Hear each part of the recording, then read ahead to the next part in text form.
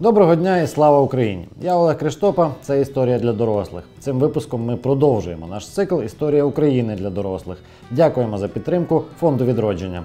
У попередній серії ми розповіли про перше десятиліття червоної окупації України. Щоб збити чи бодай ослабити масовий опір українців, більшовики пішли на лібералізацію, оголосили нову економічну політику і дозволили дрібне підприємництво. Ініціювали українізацію, тобто залучення місцевих мешканців до партії та органів влади, щоб ті перестали виглядати окупаційними.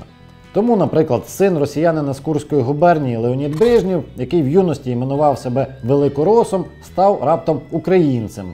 Відбулося культурне відродження, так званий червоний ренесанс. Але це зовсім не означало, що режим став людяним, а окупація терпимою. Ні, це був типовий облудний маневр, названий потім ленінським танго. Крок назад, щоб потім зробити два вперед.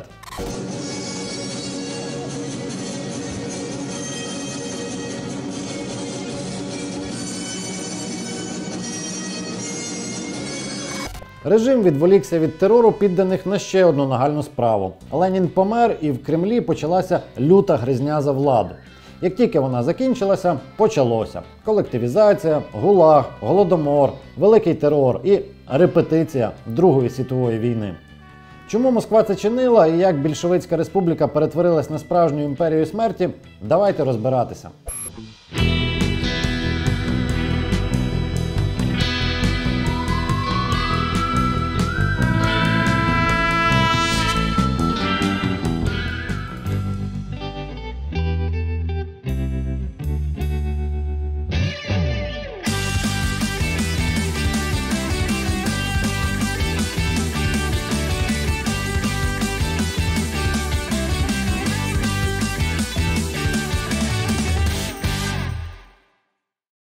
Підписуйтесь на канал «Історія для дорослих» і підтримуйте нас на Патреоні. А ми розповімо, чого насправді хотіли більшовики. Хоча, хай самі скажуть. В ряде стран победила уже советская власть. Еще недолго, и мы увидим победу коммунизма во всем мире. Мы увидим основание Всемирной Федеративной Республики Советов. Це уривок з промови Леніна у 1919-му. Всесвітня Республіка Рад і ніяк не менше. Саме тому на гербі СРСР згодом помістять усю земну кулю. Але реальність відрізнялася від більшовицьких марень. Комуністичні революції провалилися у Фінляндії, Естонії, Литві та Латвії, Польщі і більшості міст Німеччини, включно з Берліном. Грузію і Вірменію з Азербайджаном довелося навертати до комунізму прямим вторгненням і окупацією. Радянські республіки виникли в Угорщині та Баварії, але підтримати їх більшовики не змогли через опір українців, які не пропустили через свою територію червоних агресорів. Тому ультралівих угорців і баварців розбили місцеві ультраправі, які згодом прийшли до влади в обох країнах.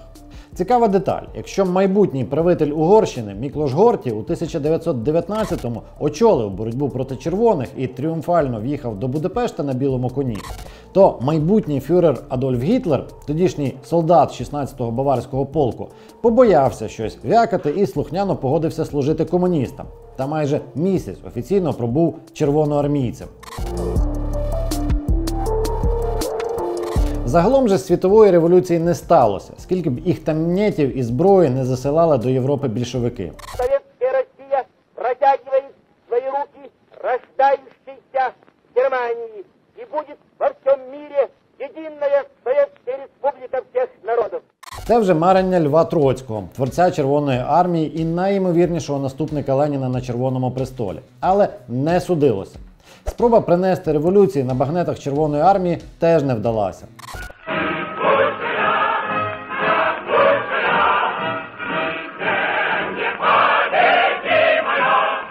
Дуже навіть побідімає доведено союзними польсько-українськими військами у 1920-му під Львовом, Замостям та Варшавою. Троцький у цей час був наркомом шляхів сполучення і наводив криваві порядки на залізницях. А от Сталін, як член Реввійськрад фронту, бачив поразку зблизька і вирішив щось змінити. Передусім Троцького. Їхнє бачення майбутнього мало чим відрізнялося. Обидва хотіли нового закріпачення робітників і селян. Тільки Сталін це називав гулагом і колективізацією, а Троцький – трудовими арміями. І обоє хотіли світового панування. для себе особисто. У кабінетній гризні переміг Сталін. У 1926-му він в союзі з Зінов'євим та Каменєвим позбавився Троцького. Його змусили емігрувати. Потім Сталін об'єднався з Бухаріним, Риковим та Томським і розібрався з Зінов'євим та Каменєвим. Їх розстріляли. Потім уже очікувано розправився з Бухаріним, Риковим та Томським. Який жах? Який жах? А що, не жах? Жах? Я ж кажу, який жах?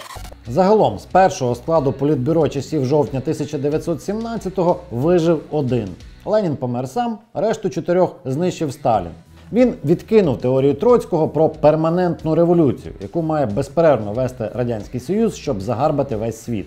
І утвердив свою про побудову комунізму в окремій державі, яка має зміцнитися, мобілізуватися, спричинити світову війну і вже тоді загарбати весь світ.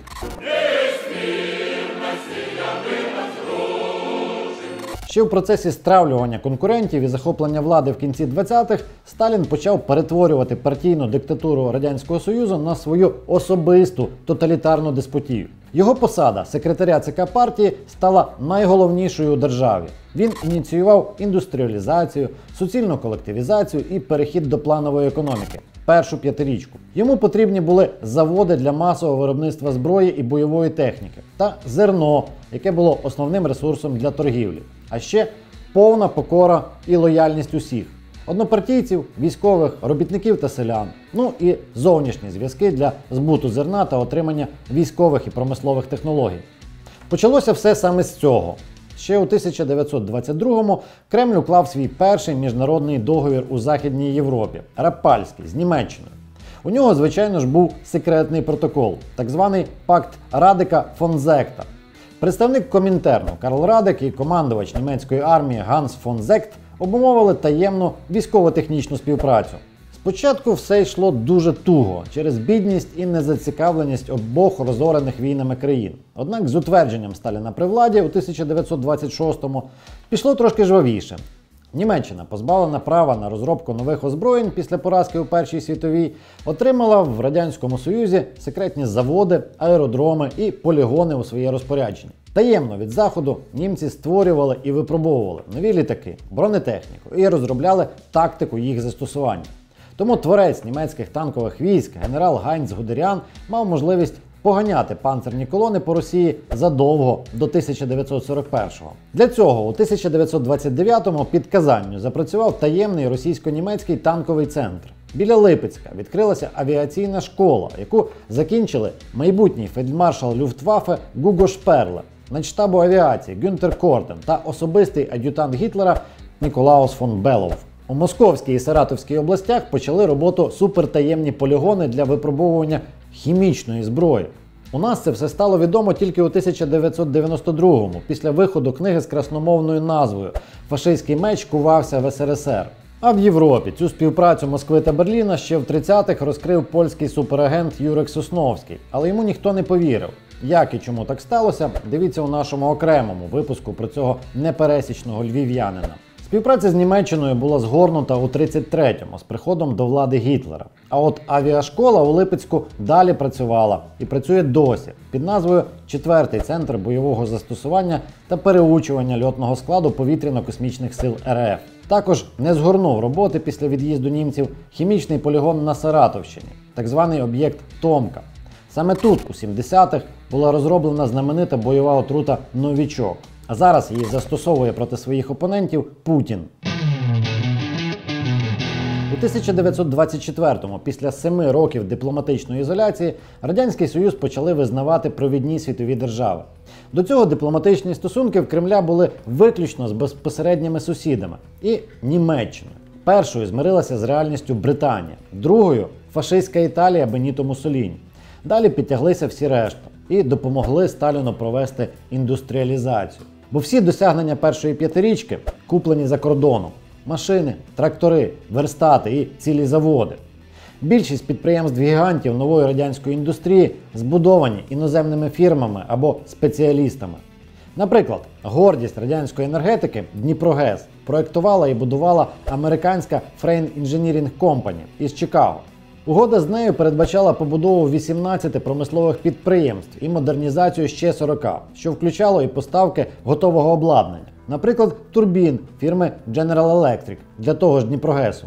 А Сталінградський тракторний завод проєктувала і будувала фірма Альберта Кана з Детройта. Хай вас не обманює мирна назва заводу. Насправді він був і досі є танковим. Просто як тоді жартували, якщо в СРСР завод називається тракторним, значить він, крім танків, випускає ще й трактори. А якщо завод називається імені Ілліча, значить тільки танки.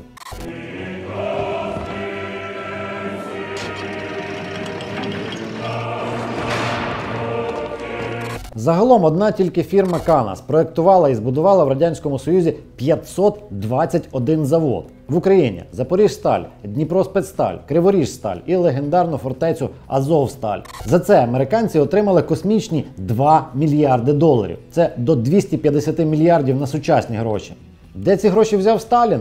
Там, де і Путін продавав сировину, торгував зерном, лісом, нафтою, залізними рудами, бавовною та взагалі всім, що купують. Ключовий момент тут – сировину він вирішив добувати безкоштовно, щоб знизити її собівартість. Як? Та дуже просто. Як цар Микола II перед революцією і Ленін після неї, просто відбираючи її у власників. Але пішов ще далі і перетворив усі поневолені народи на рабів. На селі це називалося колективізацією. Коли у селян відбирають землю і інвентар, а єдиний спосіб вижити – йти на роботу до колгоспу. Працювати не за гроші, а за так звані трудодні. Тобто виконати певну норму роботи, за яку потім видавали харчі. Їх брали з тих крихт, які залишала колгоспам держава. Поїхати кудись у пошуках кращої долі колгоспник не може, йому не видають паспорта, тобто він, по суті, закріпачений. Вирватися можна тільки по так званій вербовці, коли влада набирає чорноробів на чергову будову комунізму. Звичайно ж, добровільно на таке ніхто не піде. Першу спробу колективізації зробив ще Ленін. Українські селяни відповіли масовими повстаннями. Ленін відступив і оголосив НЕП. Другу спробу зробив уже Сталін, синхронно зі стартом індустріалізації у 28-му. Різко підвищив план хлібозаготівель і оголосив суцільну колективізацію. Та зазнав нищівної поразки. В Україні виникла нестача харчів і селяни знову повстали. На 1930-й чекісти фіксували 4 тисячі виступів проти влади з більш ніж мільйоном учасників. Частина повстань були збройними, тобто селяни не просто проганяли комуністів і ховали хліб, а вбивали ворога і партизанили. Мало того, у 1930-му радянський розвідник і військовий теоретик Олександр Свєчин, колишній генерал імперської армії, отримав завдання дослідити, які регіони СРСР можуть повстати в разі війни. Він назвав 2 – Північний Кавказ та Україна. І був правий. Але його все одно розстріляли. Саме у 30-х почалася операція «Весна» проти усіх колишніх царських офіцерів, які з власної дурості перейшли до більшовиків. Вбили щонайменше 3 тисячі так званих воєнспеців. Проте Сталін не відступив, а оголосив нову ціль – знищити куркульство як клас. Куркулями називали ледве не всіх успішних сільських господарів. Якщо ж опір чинила класово близька біднота, їх називали підкуркульниками. Як казав сам Сталін, була б людина, а стаття знайдеться. Режим вдарив репресіями небачених масштабів. Селян вивозили на спецпоселення до віддалених місцевостей СРСР. Так це звучало у вироках. Тоді за рік з України депортували до 2 мільйонів людей. Щось подібне зараз робить Путін на окупованих територіях. Понад 500 000 українців окупанти примусово депортували у віддалені регіони Росії. У 31-му Сталін знову проголосив суцільну колективізацію, а в 32-му була ухвалена найбільш драконівська норма – так званий закон про 3 колоски, відомий також в народі як Указ 7-8, бо прийнятий 7 серпня. Указ 7-8. Шьешь, начальник. Ось його текст з партійної газети. Приховування чи самовільний збір колгоспного хліба тепер називався злочином проти державного майна і мав каратися смертю, або не менш ніж 10 роками тюрми, або концтаборів. Їх тоді так прямо і називали. Паралельно НКВДисти і партійні активісти нишпорили по хатах і відбирали так звані надлишки їжі. У рейдах брав участь і молодий комуніст Леонід Брежнєв. Уже перед смертю розказував своїм консультантам, цитуємо: «Прийдеш у селянську хату надлишки хліба забирати. Сам бачиш, що у дітей очі від буряка сльозяться, бо більше їсти нічого. І все ж відбирали, що знайдемо, з продовольства. Завищені норми хлібозаготівель, прямий грабунок, жорстоке придушення опору, заборона пересування плюс проігноровані владою неврожаї призвели до одного з найбільших злочинів Кремля проти України – геноциду. Безпосередньо від голоду загинуло до 4 мільйонів українських селян. Загальні демографічні втрати, тобто скорочення приросту населення, склали більше 6 мільйонів. Зате план колективізації нарешті виконали з 3-го разу. Загнали в рабство 60 з гаком відсотків хліборобів. У кінці 19 століття письменник Гнат Хоткевич писав, що у світі найшвидше росте чисельність двох народів – китайців і українців. Голодомор викреслив українців з цього порівняння. Його визнав геноцидом український суд і парламент, а ще 29 іноземних держав та Європейський парламент. Це на момент підготовки випуску. Москва не визнала і не збирається. Что Россия сделала плохого Украине? В розпал Голодомору Кремль почав наступ і на нову українську еліту. У 33-му позбулися посад та були зацьковані ідеолог українізації Олександр Шумський і Микола Скрипник. Першого заарештували, другий застрелився. Також застрелився один з лідерів культурного відродження Микола Хвильовий. Спочатку це були одиничні акції, але з початком Великого терору у 37-му вони стали по-справжньому масовими. Якщо за 36-й рік в Радянському Союзі розстріляли 1000 осіб, то за 37-й вже 300 тисяч. Чільним жертвам влаштовували відкриті процеси, а долю мільйонів рядових вирішували непередбачені законом позасудові органи, так звані трійки або особливі наради НКВС. Під ніж пішли українські комуністи, причому як прихильники автономії та українізації, так і їхні суперники, організатори Голодомору. Були розстріляні секретарі КПБУ Павло Постишев, Станіслав Косіор, Мендель Хатаєвич, голови уряду УРСР Влас Чубар і республіканського НКВД Всеволод Балицький. Винищили і колабораціоністів, які воювали за більшовиків проти УНР, як от голову Раднаркому Юрія П'ятакова чи командувача Червоного козацтва Юрія Коцюбинського. Виживали ж передусім безмовні і безликі кар'єристи, типу Брежнєва. Куда смотреть? Если есть возможность паузы, то сюда.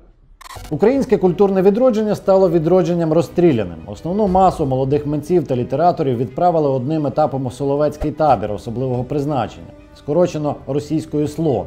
Але вони туди не доїхали. Їх всіх убили на розстрільному полігоні Сандармох у Карелії. Навіщо? Та все просто. Це теж елемент геноциду українців. І найкраще це пояснив Рафал Лемкін, автор самого визначення «геноцид», за яким судили нацистських злочинців у Нюрнберзі. Він писав, цитую, «Україна загине, наче було б вбито всіх без винятку українців, бо вона втратить ту частину народу, що зберігала і розвивала її культуру, вірування, її об'єднавчі ідеї, які прокладали її шлях і давали їй душу, тобто зробили її нацією, а не просто населенням».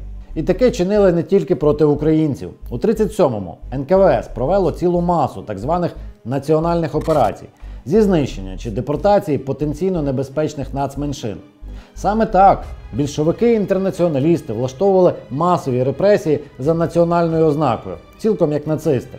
Крім геноциду українців, у 30-х вони провели польську, німецьку, латиську, литовську, естонську і багато інших нацоперацій. Наприклад, інгерманландську. Знаєте такий народ інгерманландці? Якщо ні, то не дивно, бо його вже нема. Це було корінне угрофінське населення нинішньої Ленінградської області РФ, історичної Інгрії або Інгерманландії. Інгрів було небагато, близько 120 тисяч, переважно селян. У 30-х їх безжально знищили, до чверті просто вбили, решту депортували до Сибіру і Середньої Азії.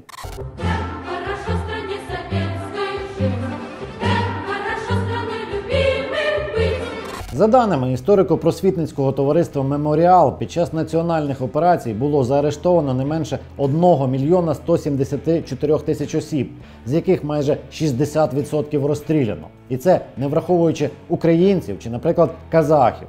У них був власний голодомор, у якому загинуло до половини всього народу. Ну і про спадковість тиранів. Полігон Сандармох і 236 масових поховань знищеної еліти поневолених Москвою народів виявив голова карельського відділення меморіалу Юрій Дмитрієв.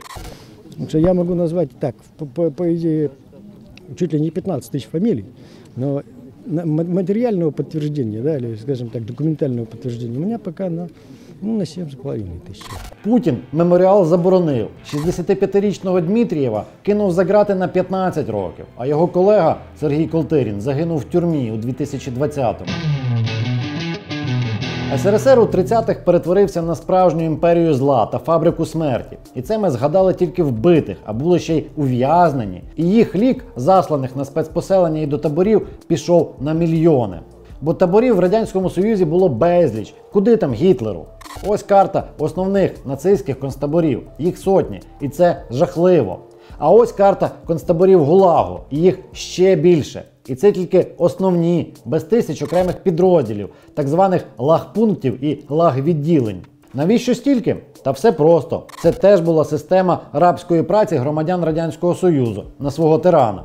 У 1929-му управління всіма радянськими концтаборами передається з союзних і республіканських наркоматів в одну структуру – Головне управління таборів, скорочено російською ГУЛАГ при ОГПУ, згодом при НКВД СРСР.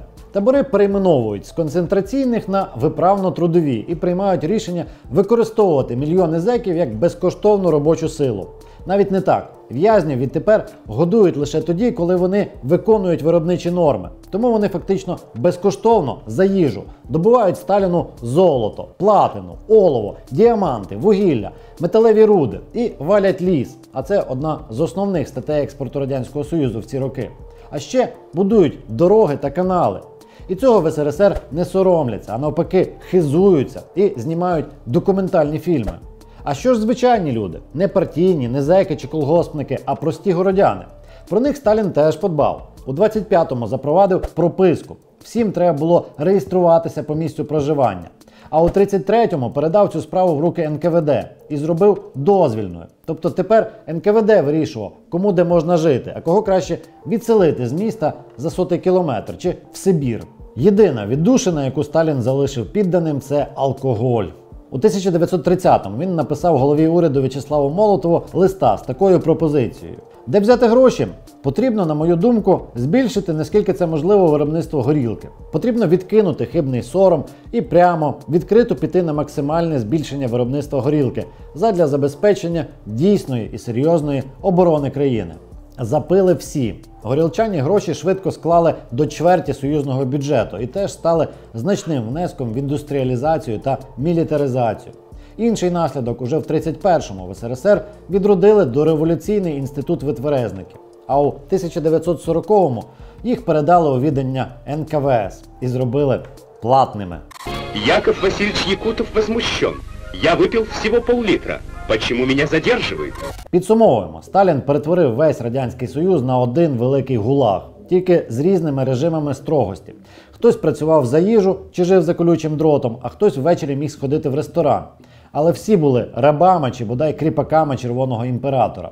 А не було б цього всього, не було б ніякої індустріалізації і перемоги, якою так пишаються в нинішній РФ.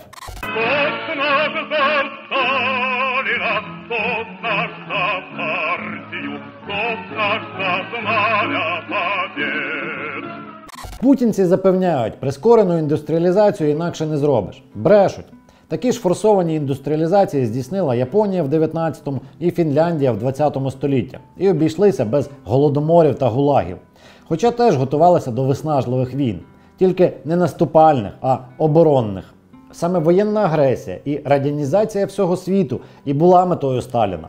І почав він її у 1936-му в Іспанії. Там на виборах перемогли соціалісти з комуністами і почали чинити всіляку дичину. Наприклад, масові репресії проти опонентів і церкви. У липні вбили лідера монархістів Кальво Сотело та заарештували засновника націоналістичної партії «Іспанська фаланга» Прімо де Ріверу. У відповідь отримали повстання військових і допомогу від Сталіна. Той приєднався до угоди про невтручання в іспанські справи і увійшов до Міжнародного комітету з невтручання. І зразу ж почав втручатися. Постачав червоним іспанцям літаки і танки, артилерію і бронемашини, військових та НКВДистів. Останні почали репресії та внутрішні розборки в лівому таборі, прямо в розпал війни. При цьому запевняли, націоналісти не пройдуть. Но пасаран. А італійські фашисти та німецькі нацисти почали допомагати правим. Після смерті перших лідерів повстання Хосе Санхуро і Еміліо Моле, його очолив Франсіско Франко Баамонде, заслужений ветеран і наймолодший генерал іспанської армії. Він зумів об'єднати різнорідних повстанців, військовиків, фалангістів, монархістів і поборників віри у єдину силу. І несподівано для всіх переміг. Тобто таки пройшов.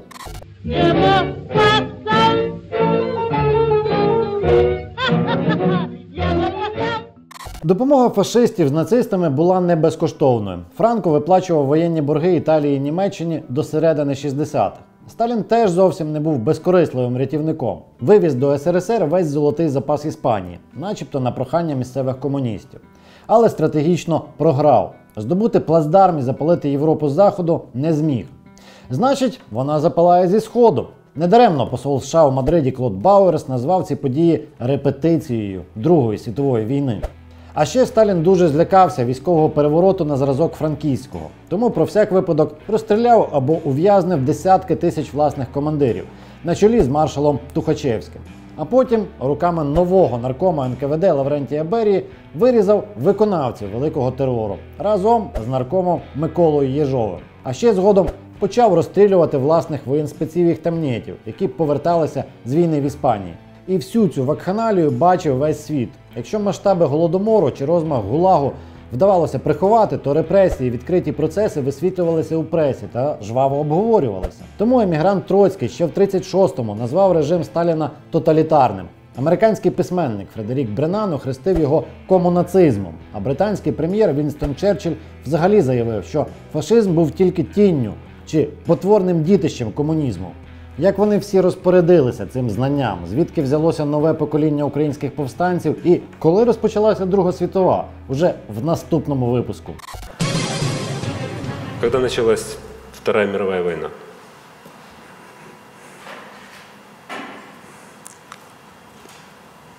Что? Не забудьте підписатися на наш канал, щоб нічого не пропустити, а ще поставте лайк цьому відео, щоб його побачило якнайбільше людей. І за можливості підтримуйте наш проект на Патреоні. До наступної епохи! Слава Україні!